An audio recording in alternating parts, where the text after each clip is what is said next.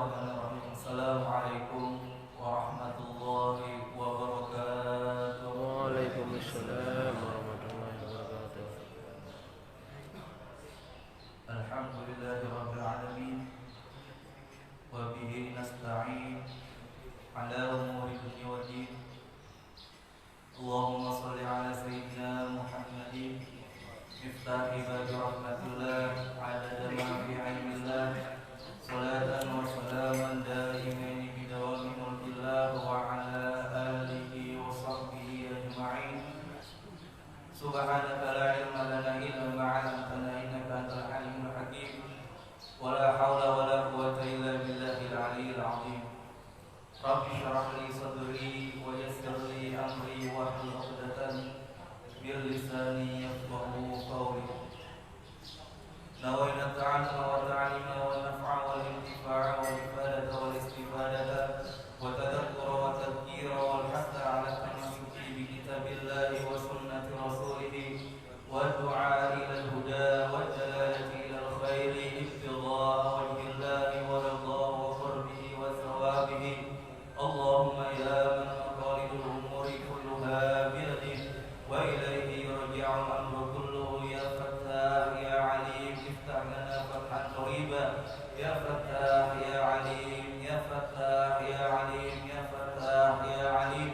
اللهم أغرنا بالعلم وزينا بالحلم وأكرمنا بالتقوى وجملنا بالعافية.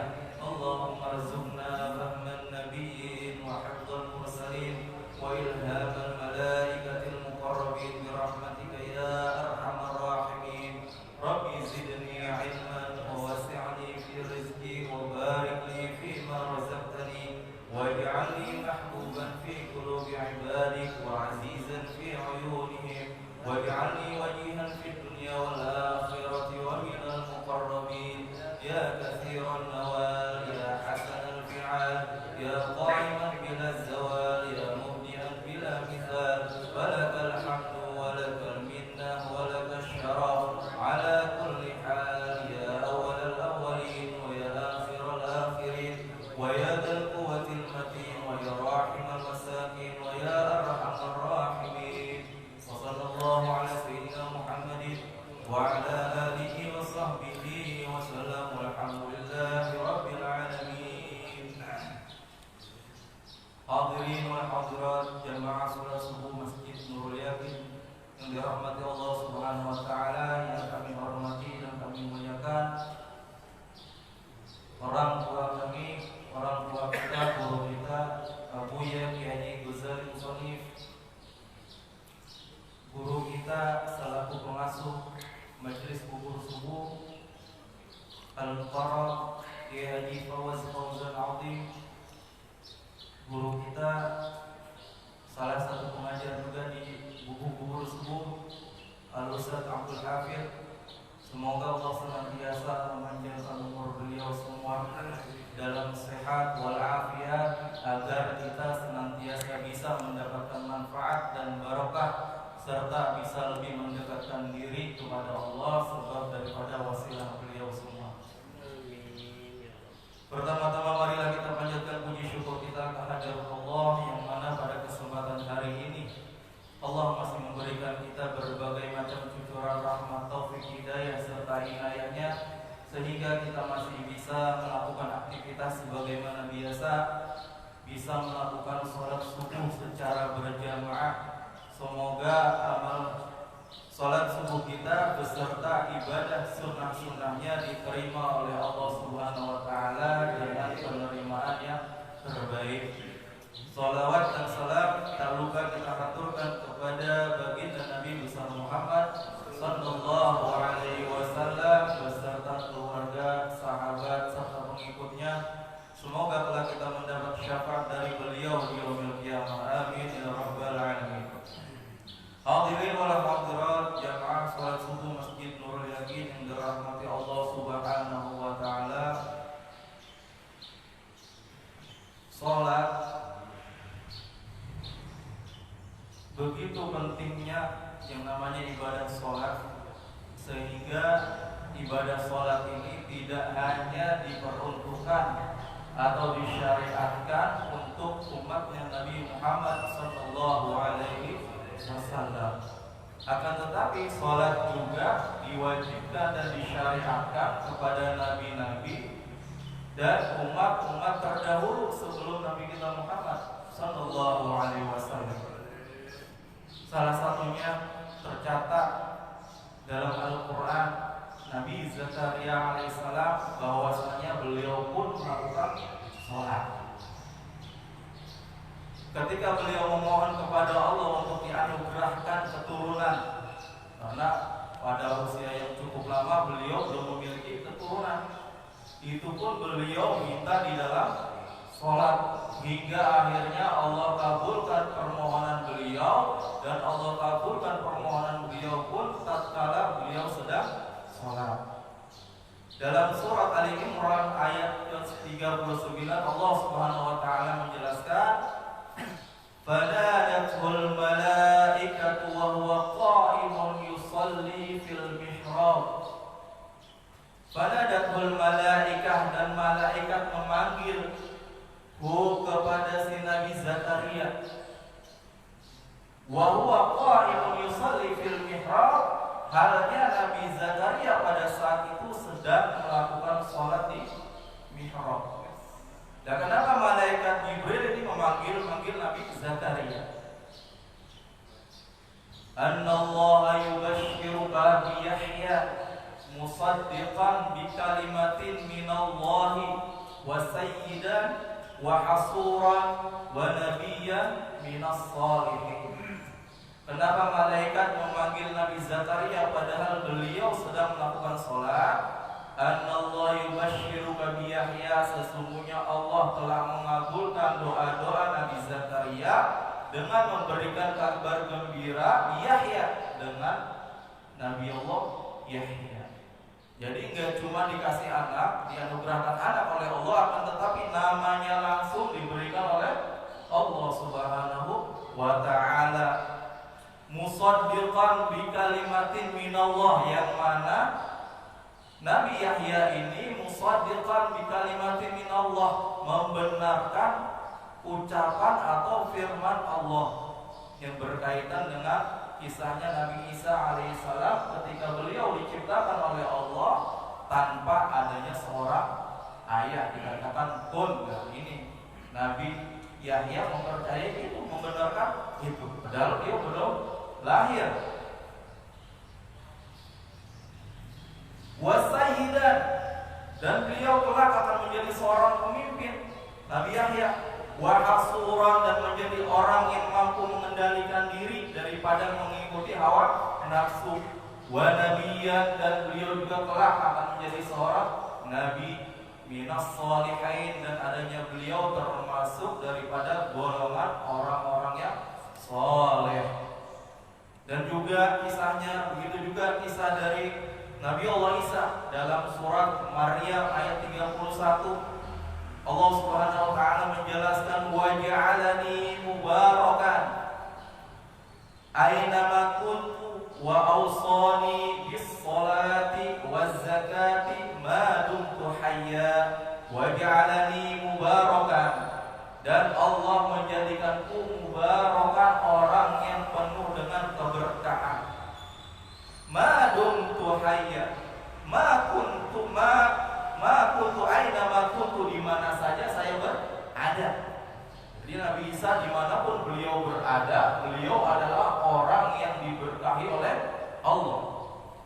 Wa awsani bis shalah wa zakah ma dumtu hayya, dan Allah telah berwasiat kepadaku untuk mendirikan sholat dan menunaikan zakat ma dumtu hayya, selama aku hidup. Nah, di sini Nabi Isa juga melakukan sholat. Dan juga diantaranya Nabi Allah Ismail alaihissalam dalam surat Maryam ayat 55 Allah menjelaskan, wa kana ya'muru ahlahu bis shalah waz zakah wa kana 'inda rabbih mardiyya.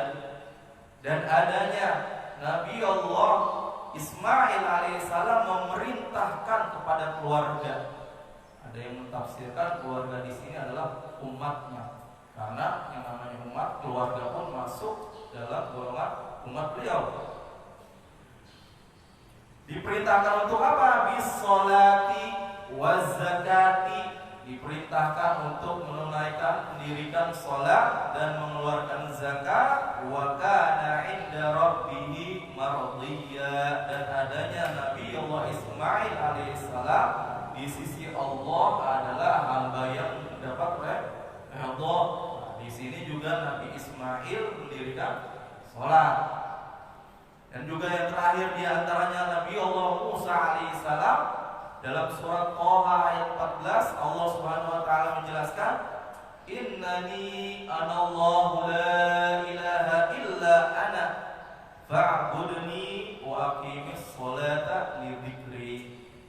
Innani anallahu la ilaha illa ana, sesungguhnya aku, kata Allah, sesungguhnya aku adalah Allah, kata Allah. La ilaha illa ana, tidak ada Tuhan selainku. Fa'budni, maka sembahlah aku, kata Allah kepada Nabi Allah Musa. Dengan apa cara menyembahnya? Wa aqimis sholata li dzikri, maka dirikanlah sholat untuk mengingatku. Nah, ini adalah di antara daripada nabi-nabi yang dijelaskan oleh Allah di Al-Quran melaksanakan juga ibadah sholat. Mereka adalah seorang nabi, mereka adalah seorang rasul, kedudukannya dekat kepada Allah Subhanahu wa ta'ala, dan sudah dijamin masuk surga, mendapat surga yang paling tinggi dan tanpa dihisab. Sekarang kita bukan nabi, bukan apalagi rasul, kedudukan kita di sisi Allah nggak tahu bagaimana, belum tahu ya. Dan sampai subuh detik ini pun kita belum tahu, belum ada jaminan apakah kita masuk surga atau enggak. Dan hisab kita juga masih menegangkan. Nah, kalau kita berani meninggalkan, melalaikan yang namanya sholat, berarti ada yang perlu diperbaiki diri kita. Kalau kita yang keadaannya seperti ini, kalau Nabi saja yang keadaannya seperti itu, orang mulia, mereka semua mendirikan sholat, menunaikan sholat, masa iya kita yang bukan apa-apa dan bukan siapa-siapa kok berani mau meninggalkan sholat? Maka dari itu semoga kita mohon kepada Allah Subhanahu wa ta'ala, semoga kita beserta keturunan-keturunan kita dijadikan orang-orang yang mendirikan sholat, sebagaimana yang sering kita baca doa, Rabbi ja'alni muqimas sholat wa min dzurriyyati Rabbana wa taqabbal du'a. Hadirin jamaah sholat subuh Masjid Nurul Yakin yang dirahmati Allah Subhanahu wa ta'ala. Di saat ini pada hari Jumat, saya diamanahkan oleh guru kita yang mulia Ustaz Fauzan Atif untuk ikut mendampingi bapak-bapak di sini mudzakarah kitab tauhid. Jadi pertama kali saya diminta oleh beliau, saya juga kaget. Diminta beliau untuk ikut gabung di sini, saya kaget.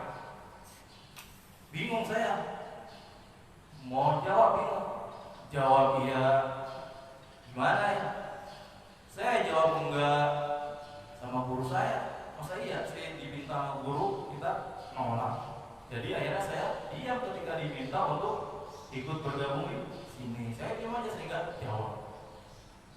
Ketika saya nggak jawab, beliau langsung menyodorkan kitab nih, kamu ngajar ini.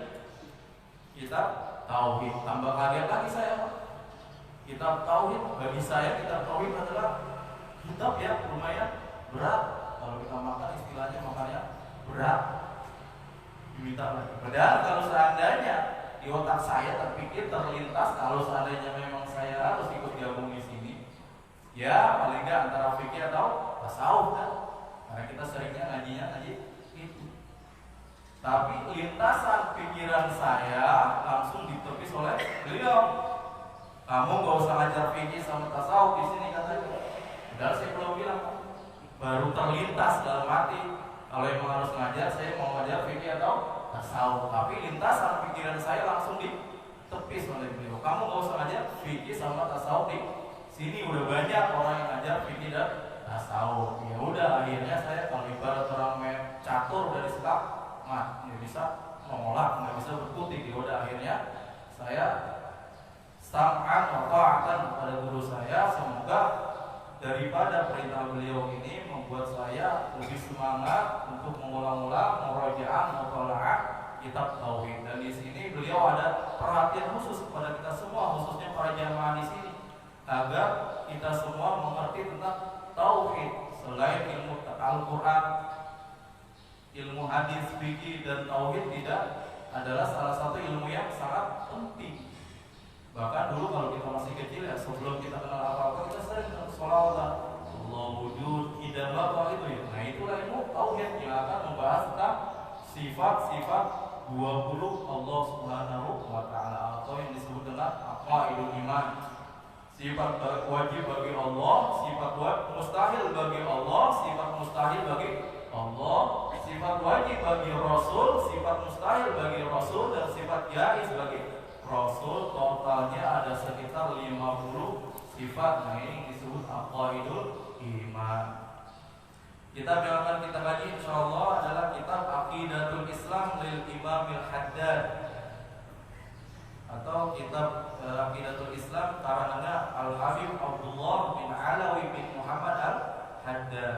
Beliau yang biasa mengarang kitab Ratibul Haddad yang biasa kita baca setiap maghrib atau setiap subuh. Ini adalah salah satu karya beliau juga, kemudian disarahkan oleh Syekh Abdullah bin Salim Said Bahuraisah, disebut kitab Nailul Maqam.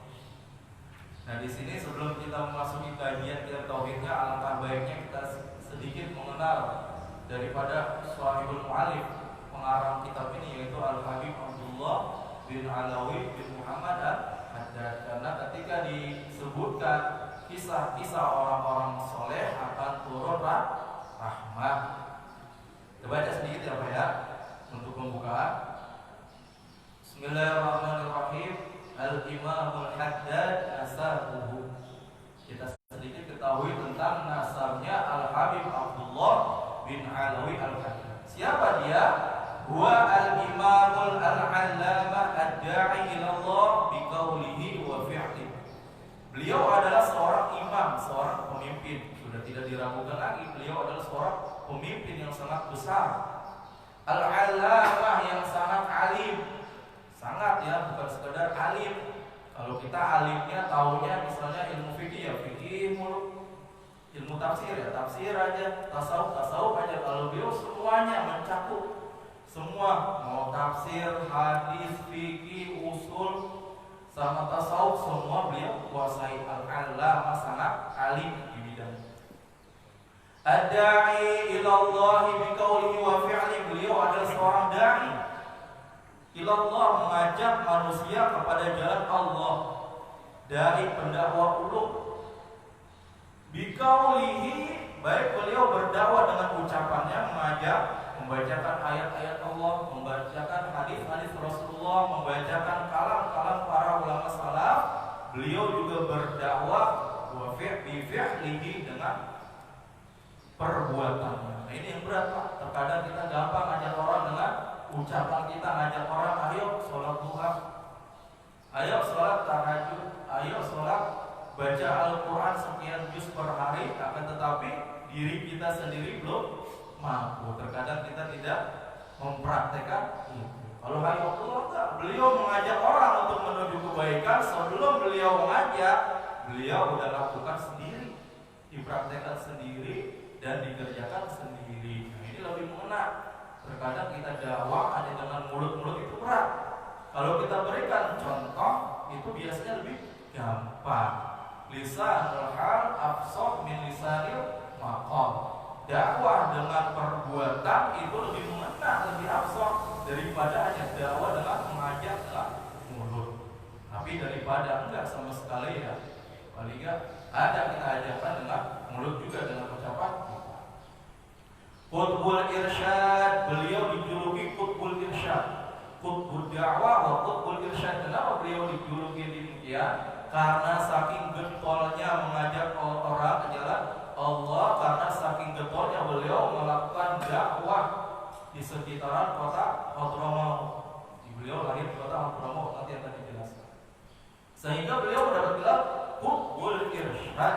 Qutbul itu poros ya, al-irsyad, orang yang memberikan petunjuk kepada Allah, untuk memberikan petunjuk kepada manusia untuk menuju kepada Allah Subhanahu wa taala. Siapa beliau? Al-Habib Abdullah bin Alawi bin Muhammad Al-Haddad. Beliau adalah nama sebenarnya Al-Habib Abdullah bin Alawi. Ayah beliau bernama Alawi bin Muhammad. Kakek beliau namanya Muhammad bin Ahmad bin Abdullah bin Muhammad Al-Haddad bin Alawi bin Ahmad bin Abi Bakar bin Ahmad bin Muhammad bin Abdullah bin Ahmad bin Abdurrahman bin Alawi bin Muhammad sahibil Mirbad bin Ali bin Alawi Khalid Wasa bin Muhammad bin Alawi sahibi Sum'ah bin Ubaidillah bin Al-Muhajir ilallah. Sampai sini kita sering ingat ya, Muhajir ilallah yang biasa kita baca di Rotibul Atas kedua, Al-Fatih ilawi Sayyidina Al-Muhajir ilallah. Siapa beliau? Beliau adalah datuknya para habaib yang ada di Hadramaut. Habaib yang pertama datang ke Hadramaut itu Sayyidina Al-Muhajir ilallah. Muhajir ilallah itu adalah laqab buat dia. Namanya siapa? Ahmad. Nama beliau adalah Ahmad. Nah, Al-Habib Abdullah bin Alawi Al-Haddad atau pengarang kitab Ratibul Haddad, nasabnya bersambung kepada Sayyidina Al-Muhajir ilallah. Begitu juga pengarang Ratibul Atas, Al-Habib Abdurrahman Al-Atas. Dan yang kita dengar yang terkenal di sini siapa? Al-Habib Umar bin Muhammad bin Hafir bin Syekh Ali bin Syekh Abu Bakar bin Salim, juga nyambungnya kemana? Sayyidina Muhajir ilallah. Beliau adalah buyutnya atau datuknya para habaib yang ada di Hadramaut, sangat terkenal. Nah, Al-Habib Abdullah bin nasabnya nyambung kepada Sayyidina Muhajir ilallah Ahmad bin Isa bin Muhammad bin Ali Al-Quraidi bin Ja'far As-Sadiq bin Muhammad Al-Baqir bin Ali Zainal Abidin bin Sayyidina Hasan bin Ali bin Abi Thalib bin Sayyidah Fatimah Al-Batul bin Fatimah Sayyidah Fatimah Zahra Al-Batul binti Rasulullah sallallahu alaihi wasallam. Ini adalah khususiyah untuk Nabi Muhammad bahwa nasab dari anak perempuan sampai kepada ayah, pada Rasulullah. Rasulullah tidak memiliki anak laki-laki yang hidup. Anak beliau diambil oleh Allah ketika dalam keadaan masih kecil. Kenapa? Karena beliau adalah Nabi yang terakhir. Kalau beliau punya anak laki-laki, nanti bisa disangka menjadi seorang nabi. Makanya anaknya diambil oleh Allah, diwafatkan pada usia kecil. Akhirnya punya anak hanya anak perempuan, 4 yang laki-laki, 3 meninggal dunia. Nah, ini para habaib semua keturunan siapa? Sayyidah Fatimah Zahra Al-Batul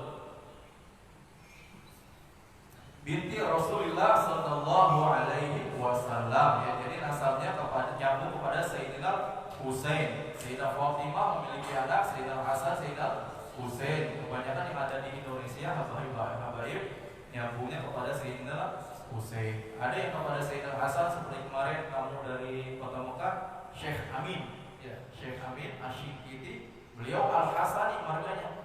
Nasabnya artinya nyambung kepada Sayyidina Hasan. Dan guru kita Al-Habib Muhammad bin Alawi Al-Maliki Al-Hasani, beliau juga marganya Al-Hasani. Berarti Sayyid Muhammad yang kita kenal lebih kenal dengan sebutan Sayyid Muhammad Mekah pun nasabnya nyambung pada Sayyidina Hasan. Itu Mauliduhu wa nasya'atuhu. Sekarang kelahirannya dan masa kecil beliau sedikit kita baca karena sangat panjang cerita. Wulida al-Imam Abdullah radhiyallahu taala anhu bi Subair. Al-Habib Abdullah ini lahir di kampung yang namanya Subair. Subair, ada yang mengatakan Subair dengan didhammahkan sinnya, ada yang mengatakan dengan difathahkan Sabir atau Subair. Di mana itu kampung Subair? Min Tuwahi Madinatit Tarim. kampung yang berada di sudut kota Tarim. Bihadraul Maut, Tarim itu ada di lingkaran kota, atau apa namanya istilahnya ya? Kalau Tarim itu kota, kalau di atasnya kota apa? Di atas kota. Provinsi ya? Provinsi. Ya. Berada di kawasan atau di lingkaran provinsi Hadraul Maut. Soalnya kita bingung, nggak ada RT RW di Arab ya. Nggak bisa kita ada RT RW, seneng nggak? Lailatul Khamis, pada tahun 1044 beliau dilahirkan pada malam Kamis, tahunnya 1044. Sekarang udah 1441. Jadi hampir berapa tahun? 400 tahun ya. Sudah 400 tahun. Alhamdulillah kitab beliau masih dibaca, masih ada, masih dipakai. Ini yang disebut keberkahan.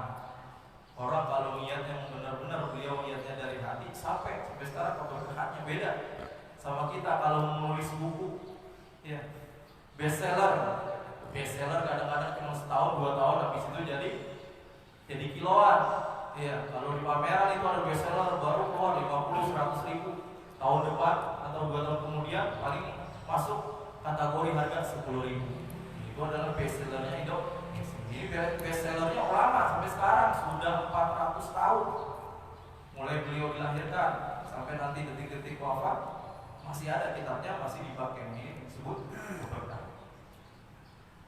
Walamma balagha min al-umri nahwa 40 sanawat, dan tatkala usia beliau mencapai 4 tahun, ketika beliau usia 4 tahun, usiba bi maradil judari, beliau terkena penyakit judar. Apa judar? Penyakit cacar. Jadi penyakit cacar tidak cuma ada di Indonesia, di Arab pun ada. Fa'ada dzalika ila faqdihi al-basar. Saking sakitnya, saking parahnya penyakit cacar tersebut hingga menyebabkan penglihatan beliau dicabut oleh Allah Subhanahu wa taala, alias menyebabkan kebutaan. Di Indonesia ada nggak penyakit cacar bisa sampai menyebabkan kebutaan? Nggak tahu ya. Nah, ini al-hayyu Allah, sebab penyakit cacar, asbabnya penyakit cacar ini menyebabkan penyakit buta karena sakit parahnya penyakit cacar tersebut. Fa'awaddahu Allah Ta'ala anhu binuril basirah, akan tetapi ketika Allah cabut penglihatan zahir matanya, Allah ganti dengan penglihatan hatinya. Jadi penglihatan zahirnya matanya diambil oleh Allah, Allah ganti tukar dengan penglihatan basirah, penglihatan mata hati. Kalau udah penglihatan mata hati lebih tajam ketimbang dengan penglihatan mata. Mata kita kalau udah ada hijab tembok kita nggak bisa melihat, tapi kalau udah basirah mata hati, meskipun temboknya beberapa lapis, dia tetap bisa melihat dengan mata hati. Wajadal imamu al-haddad wajtahada fi talabil ulumin nafi'ah. Al-Haddad Abdullah ini adalah orang yang mujtahid, orang yang sungguh-sungguh dalam menuntut ilmu yang bermanfaat, ilmu nafi'. Di dalam kitab tasawuf nanti dijelaskan ada ilmu nafi', syarat-syarat ilmu nafi'. Fahafidhal Qur'an al-Karim, beliau membaca Al-Quran. Tatkala usia beliau 4 tahun, kemudian matanya dicabut oleh Allah, diganti dengan mata hati, beliau selalu membaca Al-Quran. Terus membaca Al-Quran hingga beliau hafal. Sekarang umur kita udah berapa tahun? Jangan hafal keseluruhan, kadang-kadang juz amma aja masih lupa-lupa. Juz amma, juz 30 masih lupa-lupa. Wa kana yakhruju min darsil Quran, beliau memiliki kebiasaan setiap saat belajar keluar rumah untuk mempelajari Al-Quran. Fayadhabu ahadi asdiqaihi, beliau kalau belajar Al-Quran bersama salah seorang keluarganya.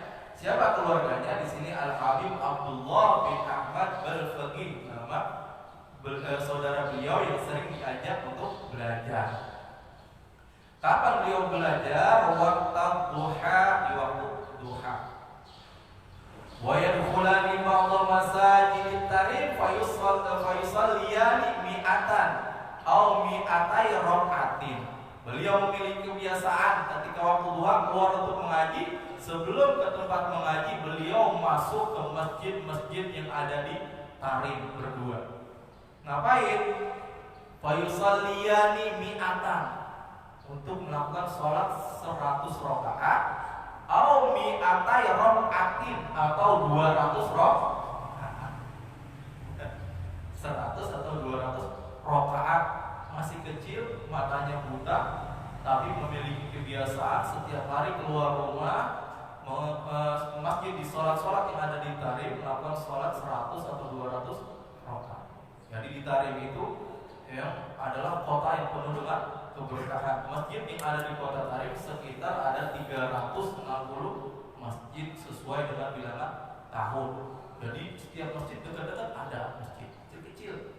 Masjid kami di pondok pesantren namanya Masjid Bautena di Ribat Tarim, ada dalamnya Masjid Bautena. Nanti kita keluar di situ ada Masjid Al Idrus. Nggak jauh lagi ada Masjid Ba'alawi. Nggak lagi jauh, lumayan besar, ada Masjid Al Muhdor yang menaranya paling tinggi. Jadi beliau setiap hari memiliki kebiasaan, dan sampai sekarang pun santri terkadang masih ada yang tabarukan setiap kita mau keluar jalan ngaji, sholat 2 rakaat. Tujuannya jauh, ngajinya jauh, ada mungkin sekitar 5 atau 7 kilo jalan kaki. Setiap ketemu masjid masuk, sholat 2 rakaat. Keluar lagi, ketemu masjid lagi, sholat 2 rakaat. Bayangin ada 360 masjid. Kita bisa masukin semua. Kalau cukup waktu sampai ke tempat pengajian. Nah, sampai sekarang masih ada santri-santri yang bertabarukan, yang mengikuti jejak ulama-ulama soleh yang terdahulu, salah satunya Al-Bayyinullah.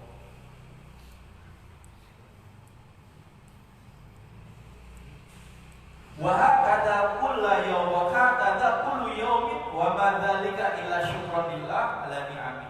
Ya, seperti itulah setiap hari yang beliau lakukan. Dan tujuannya untuk apa? Tujuannya tidak lain dan tidak bukan syukran lillah ta'ala ala ni'amihi, hanya untuk bersyukur kepada Allah atas nikmat-nikmat yang telah dianugerahkan kepada beliau. Syukurnya Pak 100, 200 rakaat. Kita setahun sekali 20 rakaat, 23 rakaat. Kadang-kadang juga kita kurangin 8 rakaat dengan berbagai macam alasan yang membenarkan kelakuan kita. Lalu kalau kita lihat beliau-beliau, kita sangat malu. Manaqibuhu, dan sekarang sedikit manaqibnya.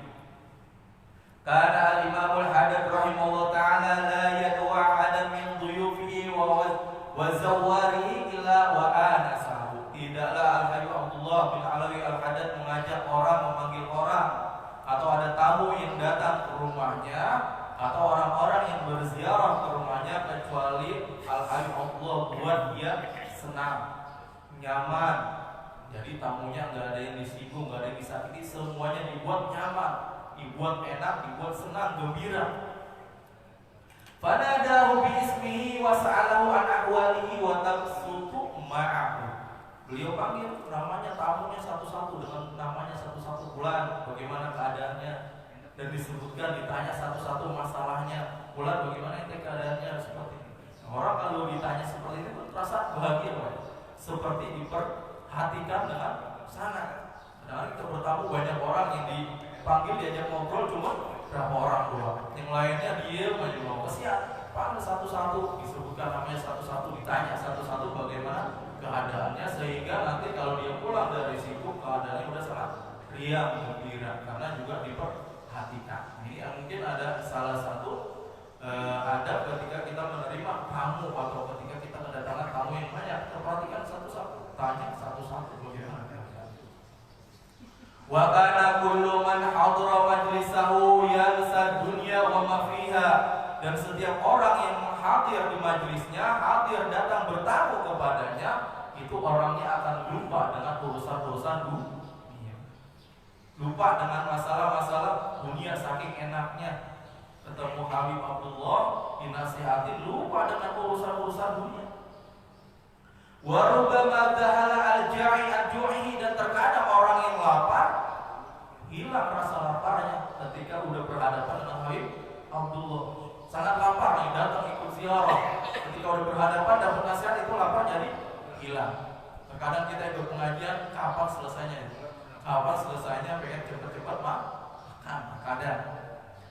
Wal muta'allim an alamihi, dan terkadang juga orang yang sedang sakit hadir di majelisnya, hilang rasa sakitnya. Wal mahmum an hammihi, dan orang yang sedang sedih ketika hadir di majelisnya Habib Abdullah, hilang rasa sedihnya. Wala yawaddu ahaduhum minhum an yanqadiyal majlisu abada. Setiap orang yang hadir di majelisnya Habib Abdullah itu berharap semoga majelisnya enggak selesai terus. Saking enaknya, enggak pengen habis tuh majelis, enggak pengen habis tuh pengajian, saking enaknya. Wa kana yukallimun nasa ala qadri uqulihim, dan setiap Habib Abdullah dia berbicara kepada orang, dilihat orangnya sekadar ukuran akalnya, dia pahamnya semana. Dia ini biasanya hidupnya di apa nih? Di terang. Sekedar ukuran pemahaman mereka. Enggak orang awam dijelasin yang terlalu tinggi. Sia. Wa yanzilu anzal yanzilu wa yunzilu kullam minhum manzilatahu, dan menaruh atau mendudukan seseorang ya di tempatnya masing-masing sesuai dengan keadaannya. Ya orang yang mempunyai level ya ditaruh yang sedikit levelnya paling atas, enggak disamaratakan untuk memuliakan. Fakana idza jaa ar-rafi rafa'ahu, ketika datang orang yang memiliki kedudukan, orang memiliki pangkat, datang hadir majelisnya ya Habibullah, bagaimana tata cara beliau? Beliau taruh di tempat yang tinggi, alias taruh di depan ketika ada tamu yang memiliki pangkat. Di sini misalnya lurah atau wali kota, ketika hadir sini majelis taruh di depan. Itu adalah adab. Wa in kanat rif'atuhu fi dunya, meskipun pangkatnya hanya pangkat dunia. Lurah, wali kota, gubernur, presiden itu hanya pangkat dunia, meskipun pangkatnya dunia, tapi ketika hadir di majelis taruh di depan, muliakan dia, angkat derajatnya sebagaimana derajatnya sudah tinggi di dunia, meskipun hanya urusan dunia. Wa idza ja'ahum man ra'ahu nas wadi'an anasahu, dan ketika tatkala datang orang yang rendahan, orang yang dianggap rendah pada umumnya orang, misalnya apa namanya gelandangan, misalnya hadir majelisnya kan istilahnya rendah di hadapan orang-orang ya. Meskipun rendah, bagaimana cara beliau? Anasahu, beliau gembirakan, beliau tenangkan, artinya beliau perhatikan juga enggak, meskipun dia gelandangan, biarin aja cuma gelandangan, tetap disamaratakan. Wa akhadha bi khatirihi, dan Habib Abdullah juga ambil apa kemauannya beliau. Kemauannya apa diambil, kemudian diberikan. Wa khususan in kana minal fuqara, khususnya terlebih kalau dia termasuk orang-orang fakir. Wa kana yas'alu kullam minhum an hajatihi, kebutuhannya apa Pak, datang kemari ditanyain satu-satu. Wa yas'a fi qadaiha, kemudian setelah ditanya, enggak cuma ditanya butuh apa, tapi dijamin, dipenuhi, dikasih apa pengennya, dikasih, dipenuhi. Wa kana ma dzalika lishtighalihi mujalasatal khalqi an hudurihim al-haq. Ini meskipun beliau sibuk dakwah, mengajak orang kepada kebaikan, mengajak orang kepada Allah, tidak melalaikan beliau untuk hadir, untuk mendekat kepada Allah. Meskipun sangat sibuk, pagi, siang, sore, malam ada aja tamu yang datang, akan tetapi tidak menyibukkan dia daripada mengingat Allah. Fakana yaqul, ada suatu hari beliau pernah berkata, ma jalasa ahadun indi minal khalqi fasyaghalani an dzikrillah.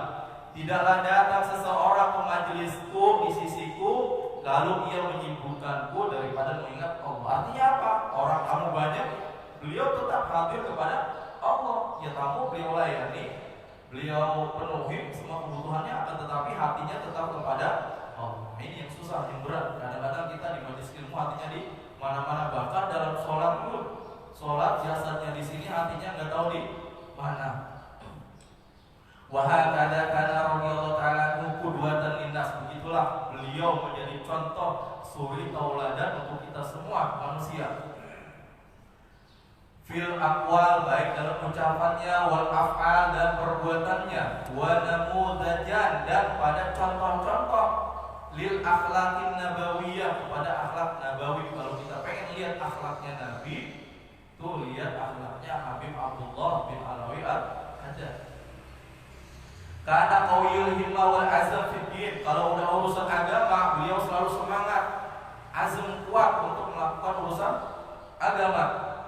Ya'khudhu fi jamil umur man 'alaiha. Beliau selalu mengambil urusan pada orang-orang yang ahli di bidangnya. Ketika beliau berurusan dengan, misalnya waktu masih kecil belajar tafsir, ya belajar sama orang yang ahli tafsir. Pokoknya belajar pada orang yang ahli di bidangnya, tidak hanya setengah-setengah.